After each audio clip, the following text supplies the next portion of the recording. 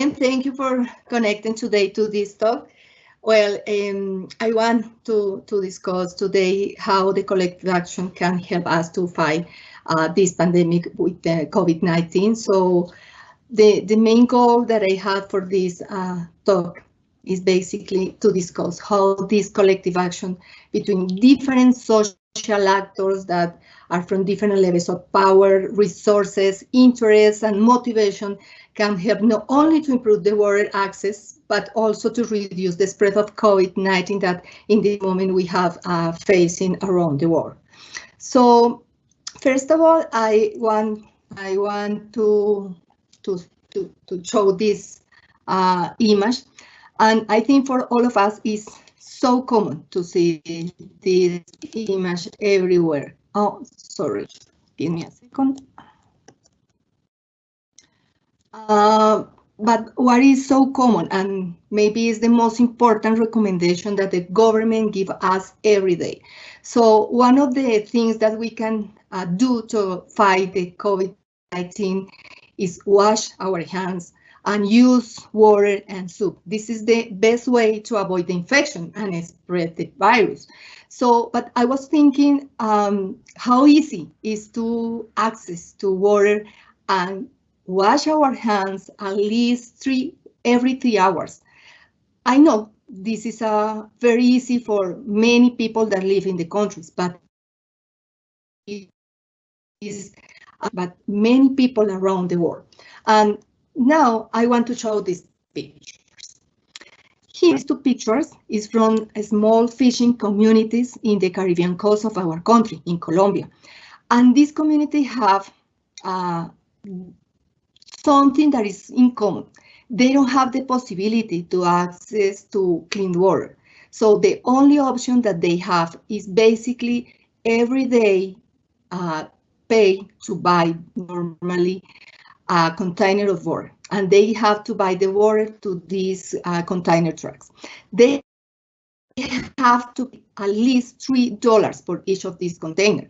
And if we think that they have to buy at least 2 or 3 of these containers, and these people live in very poor conditions, so they have to decide, okay, I buy the water to clean or to wash my hands, or I leave the money to buy the food that I need for my family.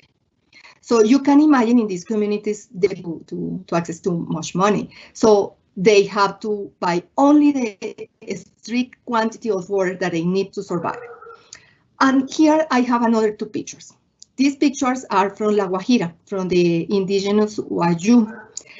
They have another bigger problem related to the water. They have to walk a lot of kilometers so far from their houses to get the water. And the problem is that at this kind of water that is absolutely contaminated, and this is not appropriate to drink. So I know this is in Colombia, but I am sure everywhere in the world we can find places like this. This is not only a problem that we have in Colombia. And to solve this kind of problem is one of the goals that the Sustainable Development Goals have in the world. So this is related with the 6 SDG goal, that is, all people in the world must have to have a clean water and sanitation. I know this is a very hard goal, but if we can contribute with this from minimum things this is a good advance to achieve this goal. When we are thinking in this, I was also asking me, all the people in the world really have access, very easy access to the water? And I was looking the last report of the United Nations, where they analyze all things related with the water. And I found that, for example, more than 40% of the people around the world had problems of water scarcity. So this is a really big problem. And if we think in the pandemic that we are living now, I found that, for example, 2 in 5 people don't have a basic hand washing facility with soap and water at home. So many people in the world have to go so far to have the possibility to get the water and follow this recommendation of the government. But also there is another thing that is really worrying, and is that 1 in 5 healthcare facilities in the world lacks basic water services. So you can imagine that we have this big problem, and many people have to go to these hospitals or places where they can receive medical attention, and they don't have water. So this is really a big problem.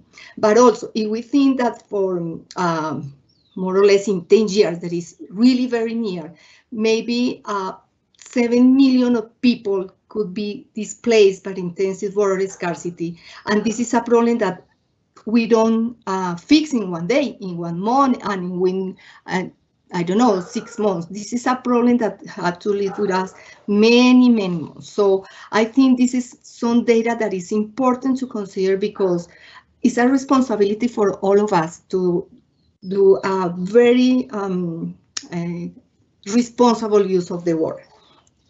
So when I was reviewing this data, I was thinking what happened, or how can we solve this kind of days of global deaths in the world? How can we really contribute to reduce all the people that is dead in the world as a result of the COVID-19? So one of the options that we have really is collective action. And maybe many people know what is collective action, but basically for those that never listen about this, we can say that collective action is when 2 or more individuals work together in order to achieve a common goal.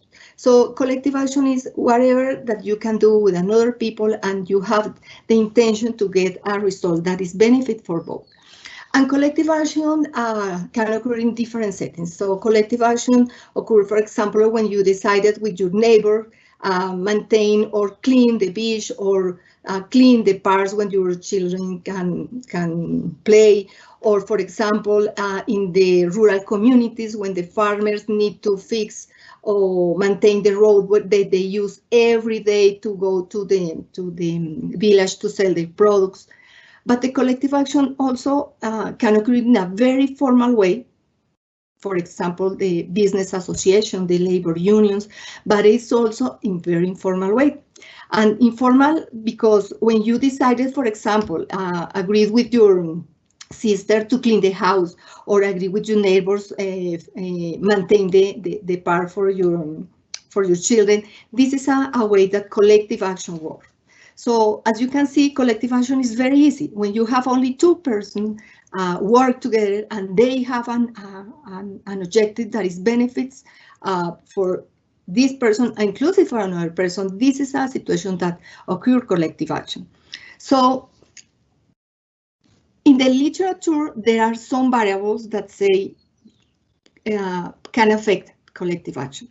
I was thinking what are the most important variables in this moment considering the pandemic, and I found that there is 2 very important variables that can affect collective action. One of these is social capital, and the other is moral obligation.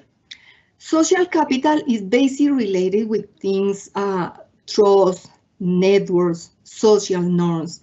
But here there is something important. When you trust in your neighbor, when you trust in the people that is near to you, and you can communicate through networks, you can share information and you can take decisions that is good for you. When you have all the data that you need to take right decisions, correct decisions, this is useful. And in this moment that we are facing a problem that, like the pandemic, it's really important that we know a lot of information about the situation of our neighbors, of our families, our relatives. So when we have this possibility, we can really help people that need our help. But in addition to this, there is something that is also important, that is the norms, and this is norms that restrict and guide the individual behavior of the people. So many people want to do things that maybe cause a negative impact on the other people, But when you have norms that say, for example, please, when you go to the public transport, use the mask or stay 2 meters away from the other people. These kind of rules that really help us. And when we follow these kind of rules and we also share information with other people through the networks and we can know what happened with the people that is around us, we really can take a good decision that helps us. The other thing that is complement to this social capital is the moral obligation. And this is all the rules, all the things that you learn while you are at home. This is the things that your parents, your mother teach you while you are growing. So I think this is so important because it's impossible for the government in this moment stay everywhere and control that you, for example, use the mask or stay 2 meters away from the other people. So it's this kind of things, it's the conscious that the people need to have take into account if they want to contribute to reduce the spread of the COVID-19, sorry. So as you can see, these variables are really important for us, and if we can contribute with this, this is a very nice way to reduce the spread of this pandemic. So, but what is the relation that exists between water, collective action, and COVID? We know that the water is a very essential resource. We can live without water, but we need water everywhere. So we need water in the rural areas and we need water in the urban areas. So what is the important here?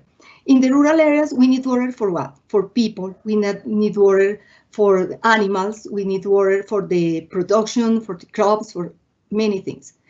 But in urban areas, we also need the water. Industries need the water. At home, we need the water. Hospitals in this moment need the waters.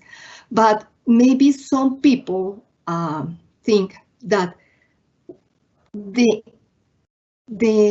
production of the water or take care of the water is only a responsibility that the people that live in rural areas. And the rural areas have double function. So they produce the food that we eat every day, but they have, some people consider this the responsibility to take care of the source of waters, because the water provide basically the wetlands, the forests, the rivers, that they go then to the treatment plants of water and they go directly to the urban areas. So maybe some people that consider that it's important only that the people there that is near to the source of water are responsible for taking care of the water, maybe are in a little mistake. Why? Because we are the responsibility in the urban areas to pay the bill.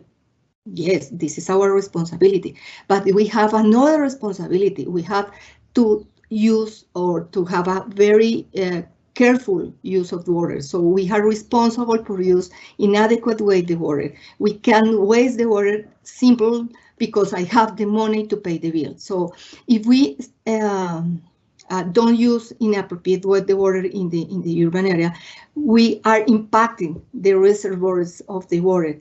I don't know if you listen the last day in Colombia, at least we have the reservoirs at 50% of their storage capacity. What does it mean? That maybe if we continue using water in the way that we are doing now, we can face a problem in 2 or 3 months. We have scarcity, we'll have a scarcity of the water, and maybe we have another period of rationing of the water. So as you can see, the water is a responsibility for all of us. It's not only a responsibility for the people that live in rural areas, and the responsibility is for different actors that have different roles. For example, the government have the responsibility to establish some rules or manage the laws that is necessary for take care of managing in an appropriate way the source of water. But the people and at the cities, including the people in the farmers, need to be sure that they are doing a very responsible use of this water. And the industries, I don't know if you know that 80% of the water that the industries use in the world come back or is returning again to the rivers polluted. So only 20% is clean. So this is a big challenge that we have to face now. 80% of the water is return polluted. So as you can see, it's really an important issue that we have to take in account the next time that we decided to waste the water, because this is a connection. So this is really, really important issue that we have to take into account. So in economy, this kind of resources that is shared for many people, we call common pool resources. These resources have two specific characteristics. One is the subtractability and the other is the difficult exclusion. What does it mean this? Subtractability is basically that if you, for example, if you are a fisher and you are in the Ciénaga Grande de Santa Marta and you decided to harvest a fish, it's impossible for other fisher to use or collect this fish because the other person have this. But it's so difficult, inclusive for the person, for the fisher, say, okay, you can harvest this. You can avoid that the other person use or take advantage of this resource. So when this resource is so difficult and is so costly, avoid that other person use or use this resource, or the person can avoid that exploit or underuse these kind of resources, we can say that this is a common pool resource. But when we have these kind of resources, we have also 4 different users, 4 kind of people that can find when people share these resources. In the literature, we also find that we have to face people that are free riders. What is this kind of people? Is these people that love to enjoy the benefits of the resource but don't want to pay the cost? For example, is these people that only use a small net size to fish, that collect very small fishes, and never think that this is like a seed of the fishes. So they never think that. They only want to go collect fish and forget it, how important it is to maintain the seed of the fish. There is another people that never want to cooperate unless they be sure that the free riders don't exploit them. So what does it mean? I live, for example, in my neighborhood, and I know I want to clean the park with my children, love to play. So I know my neighbor never collaborate. So one day I decided, okay, I don't want to do anything because the children of my neighbors love to go there, but my neighbor never help me. So it's this kind of people.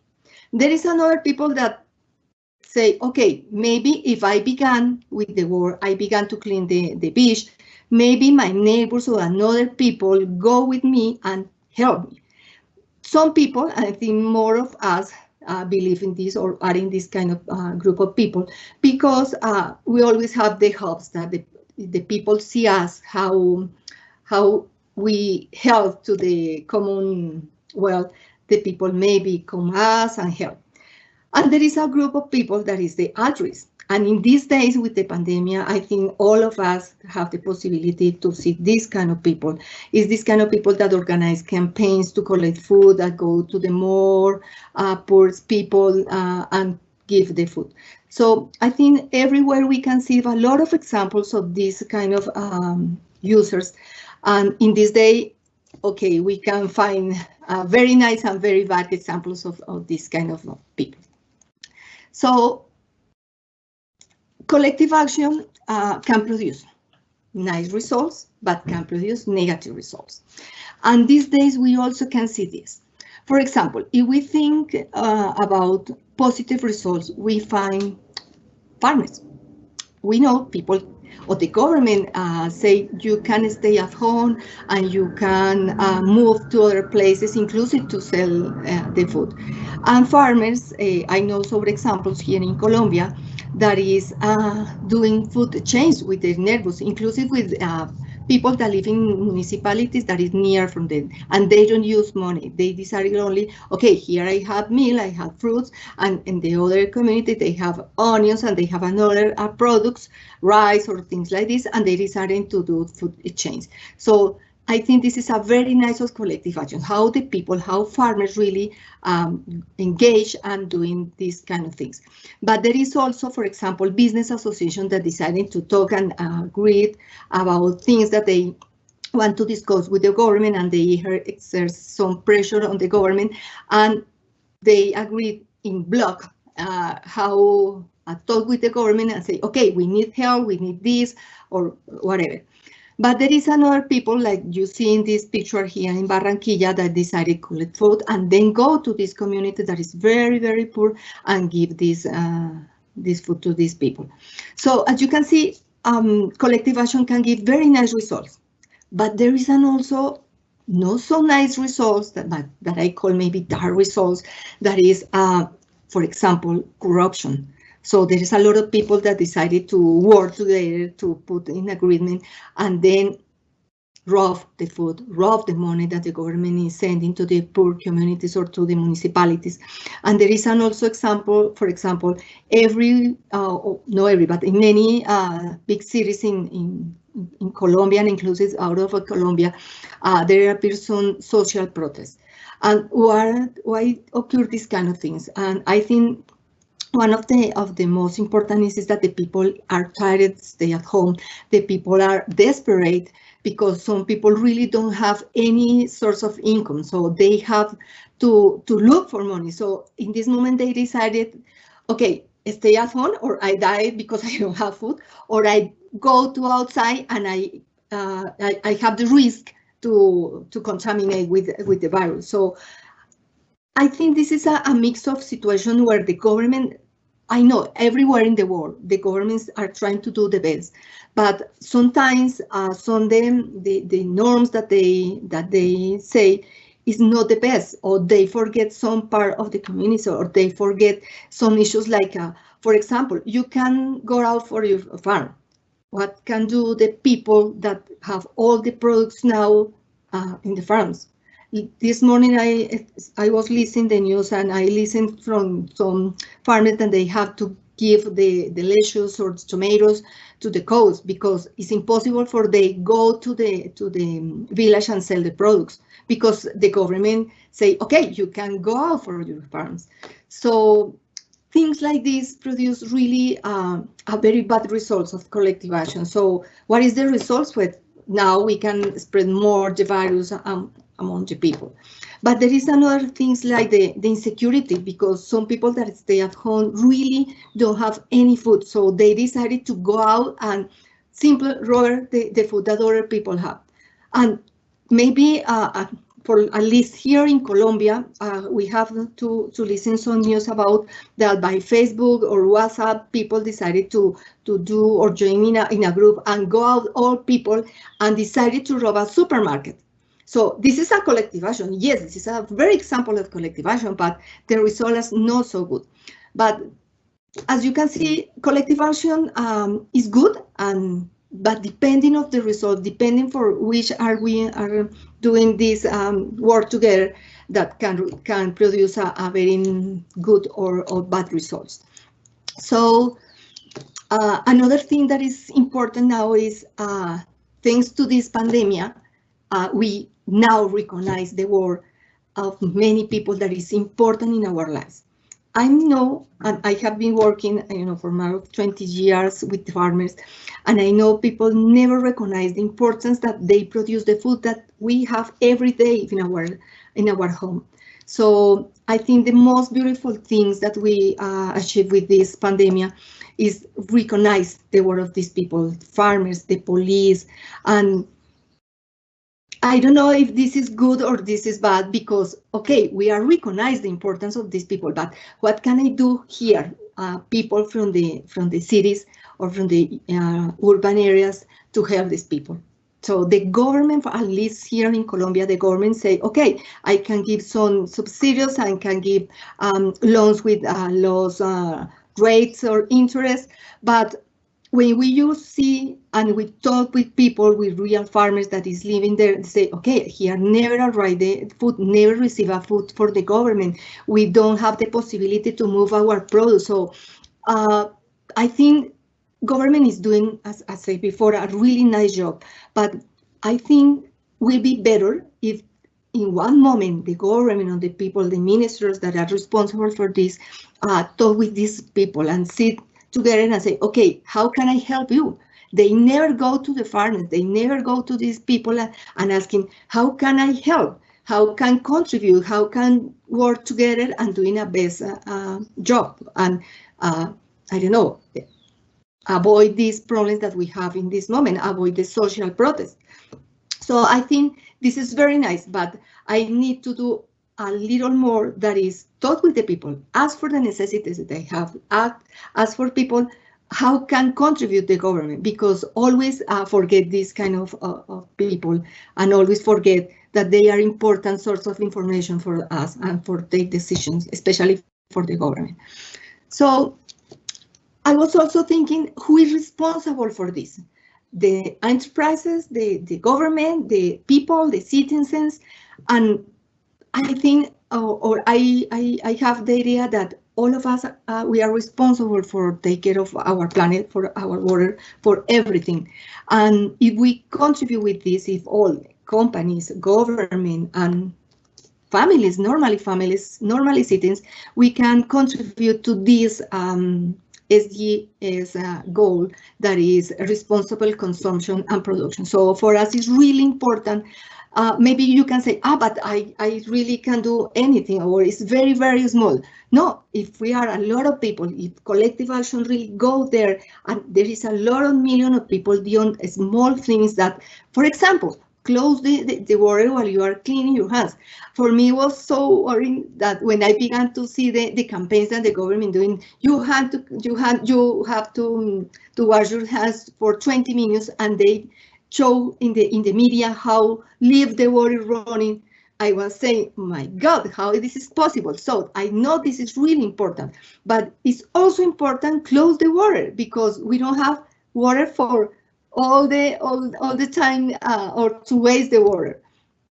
So next time, and I think this is a reflection for all of us, when you take a long shower, I know a lot of people love to take showers, I don't know, 30 minutes to take a bath, or love to listen the water running while they are brushing your teeth, or never close the tap of water while washing the dishes. So I think the next time that you do these kind of things, think that when you take long showers, you are spending more or less 200 liters of water, or you are spending 20 liters of water when you brush your teeth, or between 15 and 30 liters of water when you washing the dishes.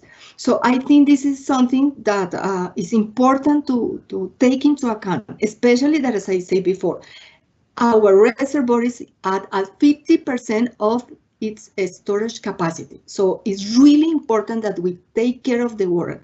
I think nobody wants to live again a rationing of the water in the next months.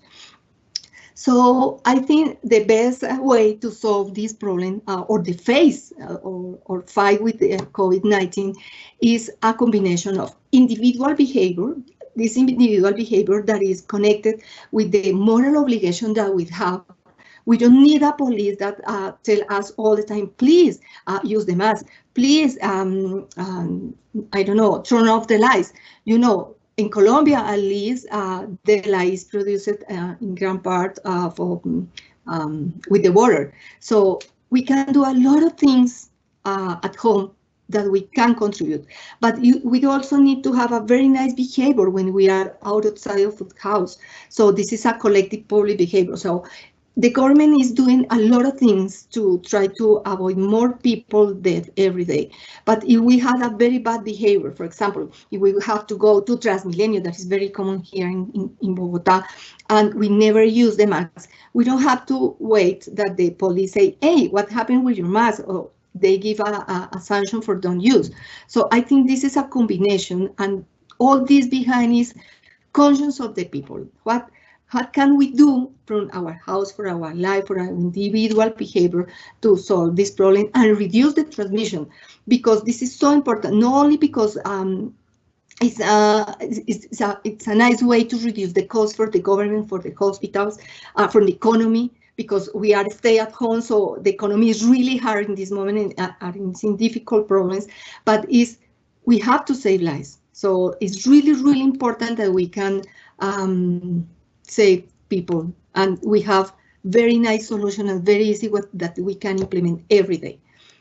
So I think it's time to reflect. And United Nations have a very nice sentence that I want to copy here, that is, humans have unlimited needs, but the planet has limited capacity to satisfy them.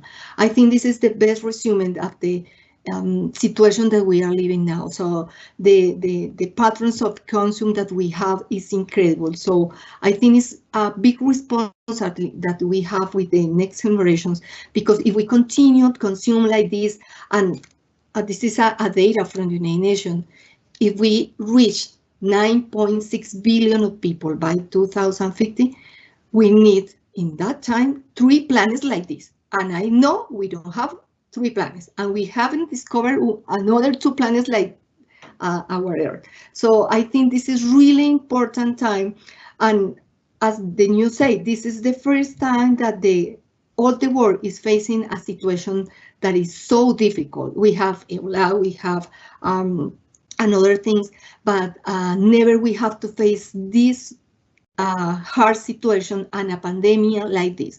So I think this is a good call from the nature, and say, okay, I don't have unlimited resources, please take care. And everywhere we have news of the nature is very nice now, and the animals come to the cities, and the ozone layer is better now, but this is not enough. So we need to do small things at home. We need to take care of the water. We need to think on the other millions of people that is around the world and that have the possibility to get the water at home. For us, it's so easy, stay at home and go to the bath and open the tap and clean our hands. But think, please, the next time that you are clean your hands, close the water. So it's really important for us. Really, every single thing contributes to this.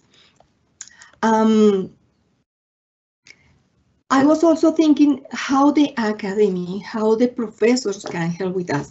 So I am professor of a class that is governance of natural resources, and I love, this is a class for students of economics, and I always think that it's so important that these students know a real place where the water is produced.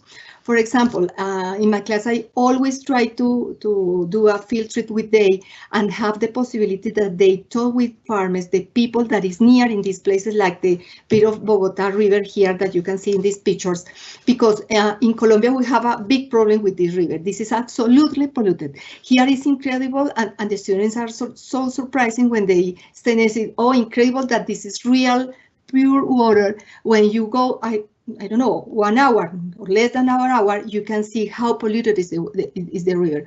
So for me, it's so important that my students, and I know many of the people that is now are professors, so how can we contribute with this?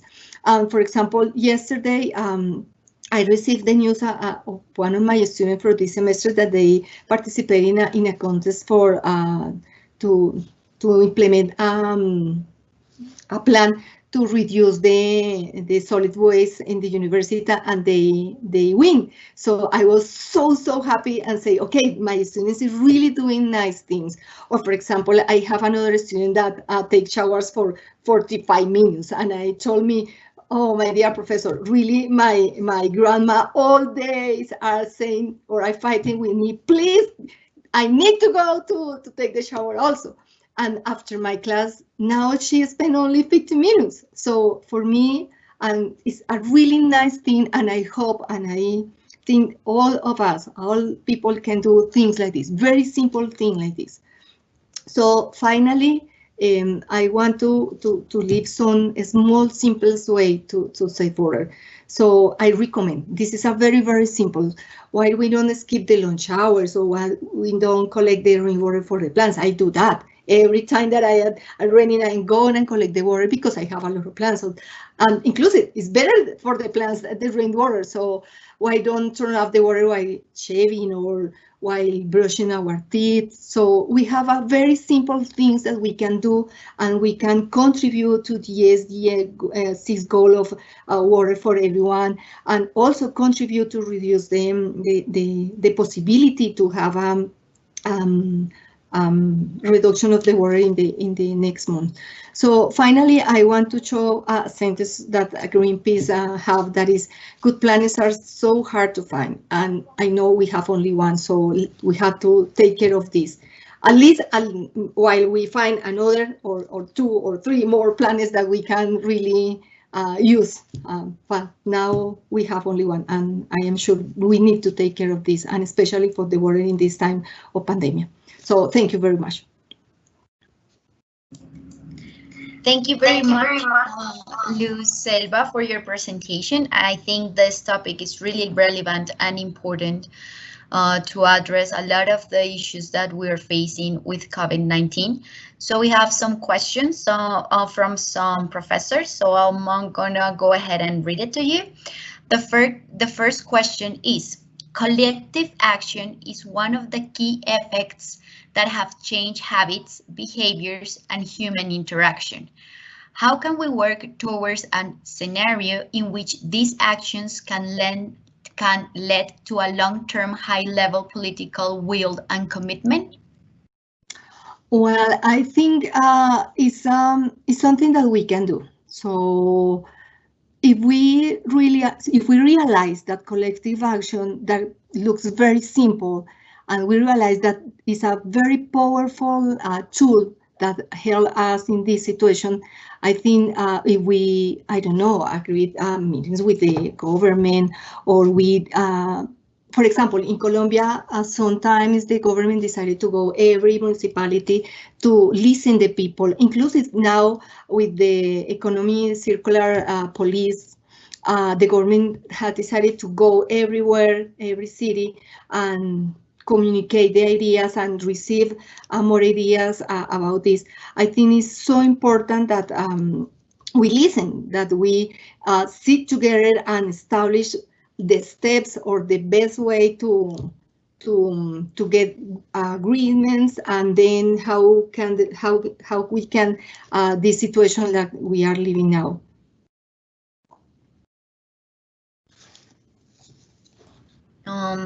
Perfect. So, Professor Tatiana Portela is asking, COVID-19 is accelerating corporate sustainability practices and the integration of environmental, social, and governance factors. How to ensure that this integration of sustainability into business models growth over time? Well, I think this is a responsibility of the government, and they have to be also conscious about the situation that we are living. So I think the government in this moment everywhere is trying to face in the best way the pandemic, but they have to think in different things. That is know also how provide. Well, in the first moment, in every situation like this, the government try to give a lot of aids. But after sometimes that is now, for example, in Colombia, we are 2 months, and the government can continue all the time giving aids. So I think they have to stop 1 second and say, okay, now I face the most harder moment that I have, but now I have to think, how can I handle the rest of the things? And in the economics model, we really have to include, at least in the next years, because the economy now is in a trouble. So we need to think how include this kind of situation, how can handle the variables, how can handle the companies, what norms or what incentives I have to give to the economy to this survival recovery. So I think this is a really work that have to do together. Companies, government, people, and they have to stop 1 second and think, what can I do and what is the best way to do? Okay, and the last question that we are receiving is from Manuel Tamayo, and Manuel is asking, what practices do you identify that the Colombian government is implementing to guarantee sustainable consumption and production patterns? Well, in Colombia, unfortunately, we have now a policy that is related with circular economy. So in this moment, I think government is so conscious, and now we are leader in Latin America in things related with circular economy. For example, I know there is more than 100 companies in this moment that is working in issues related with use better use of the water, avoid the wastewater, doing better treatments, and doing things like reuse products. So we are really doing nice things in this moment. We are also beginning, but we are the work that is doing the government is nice. So in middle of this pandemic, I think we have stopped a little this process, but I think 2 years ago the government is working in this, and I don't know if someone want to read the document, I can share the document that the government has around this politics about circular economy, how reduce this, the waste of resources, or take advantage better of these resources.